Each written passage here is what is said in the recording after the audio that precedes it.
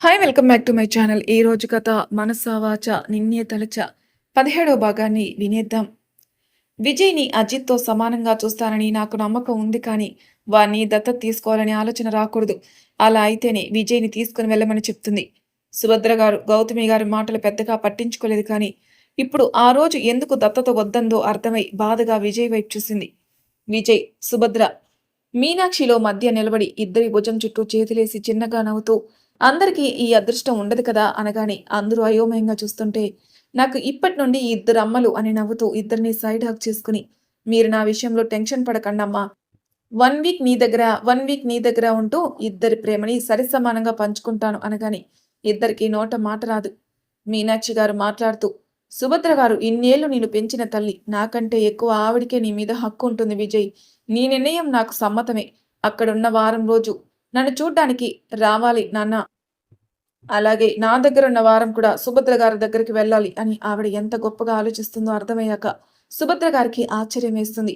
ఎందుకంటే సుభద్ర గారు ఊహించలేదు విజయ్ ఇలా అంటాడని. మీనాక్షి గారు దాన్ని ఒప్పుకొని సుభద్ర గారికి సపోర్ట్‌గా మాట్లాడతారని. మీనాక్షి గారి ప్లేస్‌లో వేరే ఎవరైనా ఉంటే ఖచ్చితంగా తన కొడుకు తనకి మాత్రమే దక్కాలనే స్వార్థంతో ఉండేవారు కానీ మీనాక్షి గారు ఇన్నేళ్లు కొడుక్కి దూరంగా ఉండడంతో ఆవిడ విజయ్‌ని ఎక్కడికి పంపించదు అనుకుంది. కానీ తన దగ్గరున్న వారంలో కూడా రోజు సుభద్ర గారిని చూడ్డానికి వెళ్లాలని చెప్పడంతో అలానే ఉండిపోతారు షాక్‌లో. అజిత్ ముందుకొచ్చి విజయ్‌ని హగ్ చేసుకుని గుడ్ డేషన్ విజ్జు అని మీనాక్షి వైపు చూస్తూ నీ ఆలోచన విధానం సూపర్ ఆంటీ అంటాడు. ఇంతలో ఆద్య ముందుకొచ్చి అత్తయ్య, అతను నీ కొడుకు అయితే తన పేరు రాహుల్ కదా, మరి విజయ్ అని పిలిచావేంటి అని అడిగేసరికి నా కొడుకు రాహుల్ పేరుతో వచ్చి మోసం చేసిన వాడే గుర్తొస్తున్నాడు ఆద్య. అందుకే ఆ పేరు నా నోటితో పలకూడదు అనుకున్నాను. అందుకే నా కొడుకుని ఇక నుంచి సుభద్ర గారు పెట్టిన పేరు విజయ్ అని పిలుస్తాను. అందరూ టెన్షన్ పోయి సంతోషంగా లంచ్‌కి ఏర్పాట్లు చేస్తున్నారు. ఫ్యామిలీ అంతా ఒకచోటే కలిసి ఉండడంతో ఆద్య అందరినీ దాటుకుని విజయ్‌తో మాట్లాడుతున్న దేవ్ చేతిని పట్టుకుని విజయ్‌తో మాట్లాడుతుంటే విజయ్‌కి అర్థమై చిన్నగా నవ్వుతూ ఆద్య తల నిమురుతూ క్యారీ ఆన్ అంటూ అక్కడి నుంచి కిచెన్‌లోకి వెళ్ళిపోతాడు. దేవ్ ఆద్య వైపు తిరిగి ఏంటి అన్నట్లు కళ్ళెగరేయగానే మీ ఇద్దరికి ముందే పరిచయం ఉందా అని ఆశ్చర్యంగా అడుగుతుంది. దేవ్ నవ్వుతూ విజయ్ నేను తిరుపతిలో రూమ్మేట్స్. నాకు తెలియకుండానే నా వాళ్ళందరికీ దగ్గరయ్యాను ఆద్య అంటూ తన వైపు చూస్తూ చెప్పేసరికి ఆద్య చూపు తిప్పేస్తూ హాల్లో కూర్చుని గౌతమి, విశ్వరూప్ గారితో మాట్లాడుతున్న అమూల్య, అజిత్ కనిపించడంతో దేవ్ చేయి పట్టుకుని మెల్లగా తాయారమ్మ గది వైపు అడుగులు వేస్తుంటే ఆద్య అని దేవ్ పిలిచేసరికి ష్ అంటూ నోటిపై వేలు పెట్టి చూపించి రూంలోకి తీసుకొచ్చి డోర్ కొంచెం ఓపెన్ చేసి ఉంచి దేవ్‌ని కూర్చోబోతుంది. దేవ్ ఫస్ట్ షాక్ అయిన ఆద్య 2 డేస్ నుండి తనతో సరిగ్గా మాట్లాడిందే లేదని గుర్తుకు రావడంతో ఆద్య చుట్టూ చేతులు బిగించి తలపై గడ్డమానించి మిస్ అయ్యావా అని చాలా మృదువుగా అడుగుతాడు. ఆద్య నోరు తెరవకుండా తల నిలువుగా ఊపి నాకు నీతో టైం స్పెండ్ చేయాలనుంది బావా అనగానే దేవ్ ఆశ్చర్యంగా చూస్తూ ఆద్య అనగానే ఆద్య కళ్ళు పైకెత్తి చూస్తూ నేను మన పెళ్ళయ్యాక నిన్ను బావ అనే పిలవాలనుకున్నాను కానీ నువ్వు నిజంగానే నాకు బావ అవుతావని తెలిసి ఎంత సంతోషపడ్డానో. నిన్న నువ్వు నా కళ్ళలోకి చూస్తేనే తెలిసింది. కానీ నువ్వసలు నన్ను పట్టించుకుంటేనే కదా అని అలకగా చెప్పేసరికి సడన్‌గా ఆద్య మ్యూట్ అయిపోతుంది. దేవ్ చేసిన పనికి షాక్‌తో అలానే ఉండిపోతుంది. దేవ్ నవ్వుతూ మన ఫస్ట్ కిస్ ఈ హ్యాపీ మూమెంట్‌లో పెట్టాలనిపించింది. మన ఫ్యామిలీ అంతా ఇక్కడే ఉన్నారు. మన పెళ్లి గురించి కూడా ఏదో ఒకటి చెప్పేస్తే బెటర్ ఏమో! ఏమో కదా ఆద్య! పెళ్లి తర్వాత నా నుంచి ఇలాంటి వాటికి లెక్కుండదు అని అల్లరిగా అంటుంటే ఆద్య చిరుకోపంగా చూస్తూ దేవ్ గుండెలపై చేత్తో కొడుతూ హ్మ్. ఈడియట్! నేనెంత ప్లాన్ చేసుకున్నానో తెలుసా? నా ఫస్ట్ కిస్‌కి అనగానే, ఆద్య తల మీద ముట్టి, ముద్దుకి ప్లానింగ్ ఏంటే? అనగానే, ఏంటేనా? అని కళ్ళు ఇంకాస్త పెద్దవి చేసి చూస్తుంది. ఆద్యని హగ్ చేసుకుని, లవ్ ఎక్కువైతే, నా అని ఫీల్ అయితే, నేను ఇలానే పిలుస్తాను. నీకు నచ్చకపోతే పిలవనులే అని హగ్ వదిలి ఆద్య కళ్ళలోకి చూసుకునేసరికి నాకు అలానే ఇష్టం. నువ్వు నన్ను ఎప్పుడూ నీ ఓన్ అనుకోవాలి. నేను కోరుకునేది అదే. అనగానే లవ్ యూ రా అంటూ ఆద్య నుదిటిపైన ముద్దు పెట్టుకుంటాడు దేవ్. లంచ్ రెడీ అయ్యేసరికి విశ్వరూప్, గౌతమి, తాయారమ్మ, సుభద్ర, మీనాక్షి, విజయ్, అజిత్, దేవ్ అందరినీ కూర్చోమని చెప్పి అక్క చెల్లెలు ఇద్దరూ వడ్డించడానికి బౌల్స్ తీసుకుంటారు. ఆల్రెడీ మ్యాచ్ ఫిక్స్ అయింది కాబట్టి తినడానికి అభ్యంతరం ఉండదు సుభద్ర వాళ్ళకి. దేవ్, విజయ్ ఇద్దరూ ఆ ఇంటి బిడ్డలే కావడంతో అందరూ కావాల్సిన వాళ్ళే, బయట వాళ్ళు ఎవరు ఉండరు.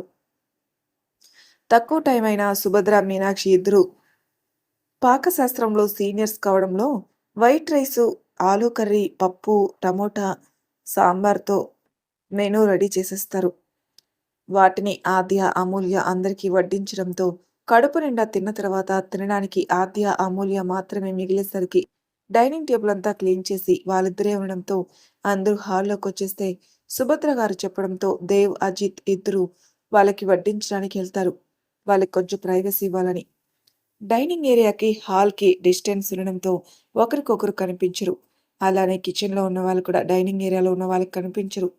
సుభద్ర గారికి అజిత్, దేవ్, ఆద్యాలు ప్రేమించుకుంటున్నారని ముందే చెప్పడంతో ఈ విధంగా ఇరు జంటలకి ఏకాంత కోసం పంపిస్తారు.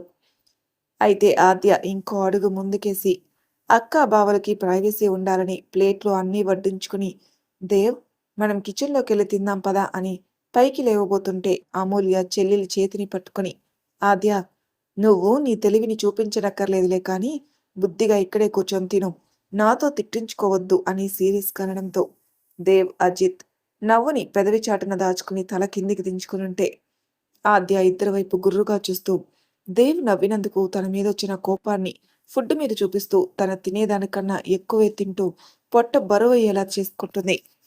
దేవ్ ఆద్య అలా తినడం చూసి షాక్ అవుతూ తనని ఆపాలి అనుకుని నిజంగానే ఆకలేసి తింటుందేమో అనుకుంటూ సైలెంట్గా చూస్తూ ఉండిపోతాడు. ఇంకా తినడం అయిపోయేసరికి అప్పటి వరకు అజిత్, అమూల్య కళ్ళతోని మాట్లాడుకుంటూ అజిత్ అమూల్యకి కొసరి కొసరి వడ్డిస్తూ ఉంటే అమూల్య నార్మల్గా తను తినడానికి కేటాయించే టైం కంటే ఎక్కువ టైం పట్టడంతో తినడం పూర్తి చేసి హ్యాండ్ వాష్ చేసుకునేసరికి అజిత్ హ్యాండ్ టవల్ అందిస్తాడు.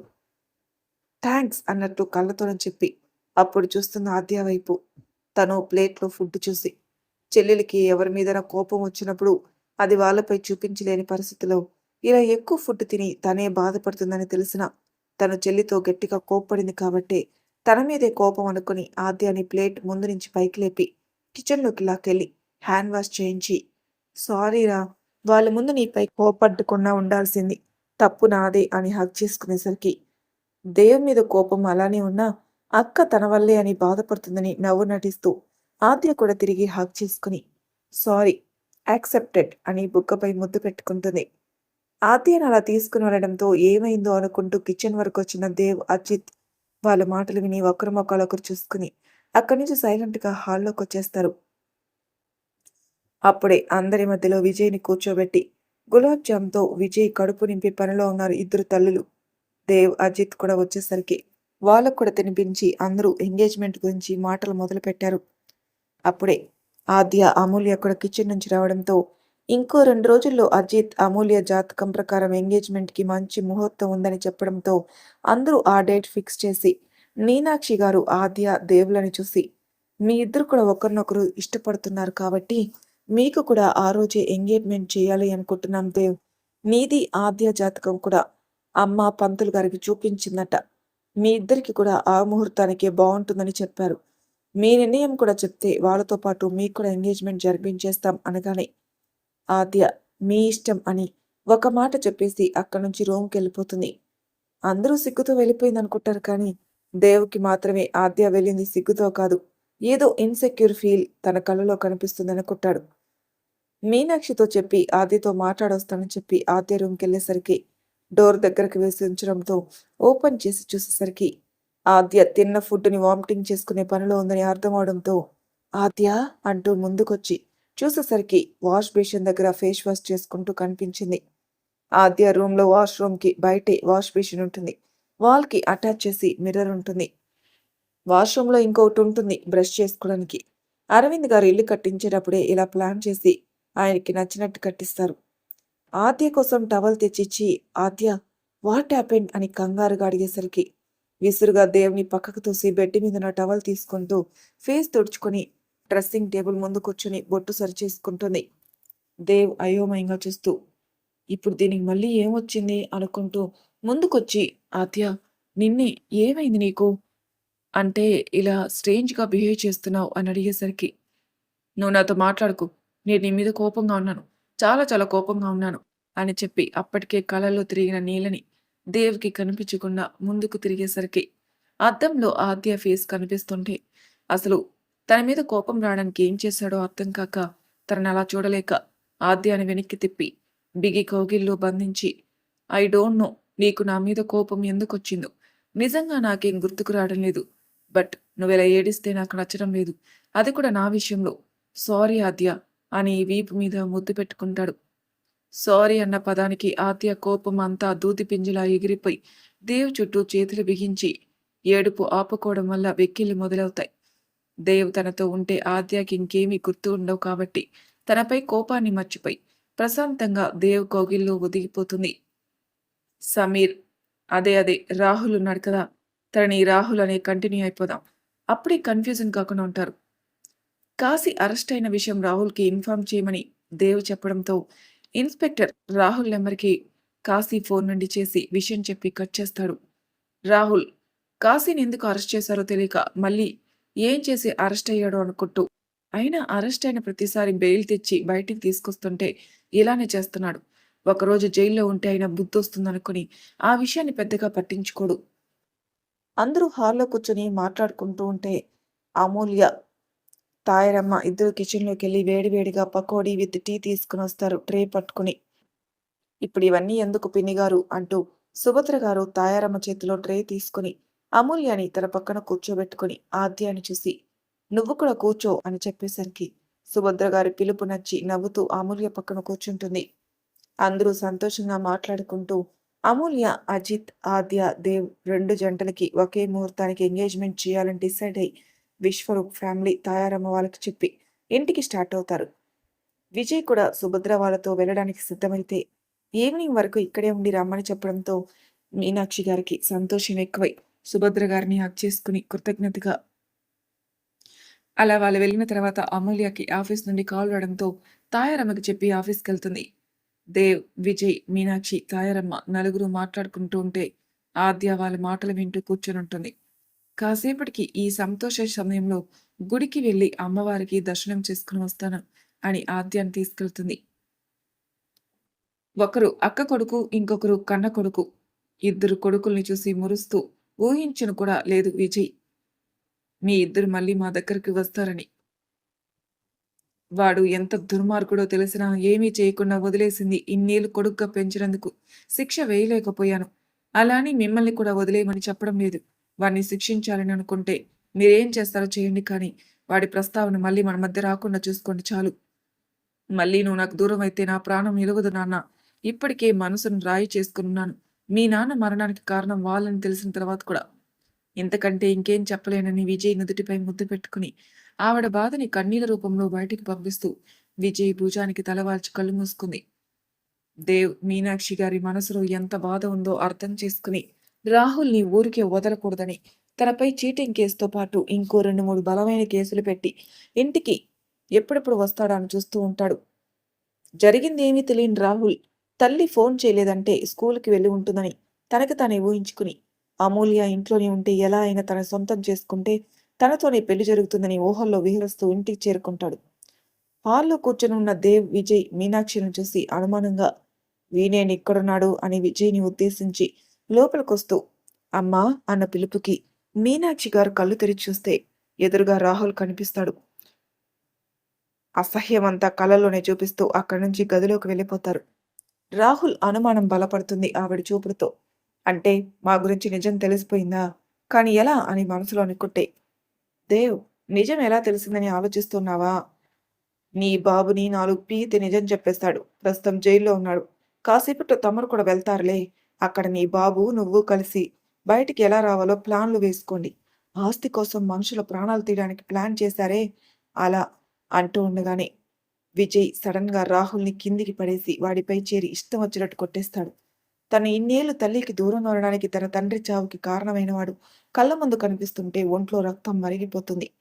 కాసేపటికి రాహుల్ ఒళ్ళంతా విజయ్ కొట్టిన దెబ్బలతో నిండిపోతే అసలే నైట్ నుండి రెస్ట్ లేకుండా కష్టపడడంతో రాహుల్ విజయ్‌ని ఎదుర్కోలేడు.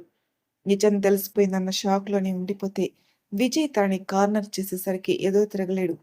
అప్పటికే కానిస్టేబుల్స్ రావడంతో దేవ్ విజయ్ని పైకి లేపి కంట్రోల్ విజయ్ అని మెల్లగా చెప్పేసరికి leave me Dev, I will kill him అని గట్టిగా అరుస్తాడు.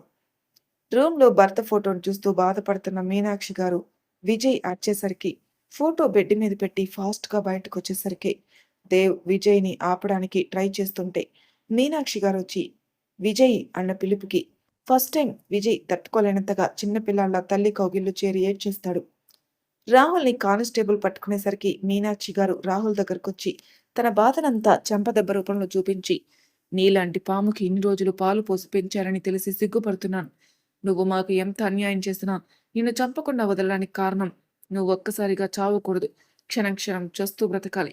అలా బ్రతికేలా నా కొడుకులు ఇద్దరు చేస్తారు.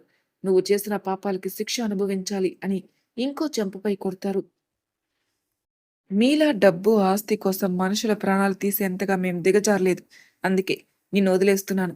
జైలు జీవితం గడిపిన తర్వాతైనా నీలో మార్పు వస్తుందని అనుకుంటున్నాను. ఎందుకంటే ఇన్నేళ్లు పెంచాను కదా అని ఏడుస్తూ విజయ్ని పట్టుకుని కన్నా వాణ్ణి నా కళ్ళ ముందు నుండి తీసుకుని వెళ్ళిపోమని చెప్పండి అనగానే దేవ్ కానిస్టేబుల్స్ వైపు చూసేసరికి వాళ్ళ తలూపి రాహుల్ని తీసుకుని స్టేషన్కి వెళ్ళిపోతారు.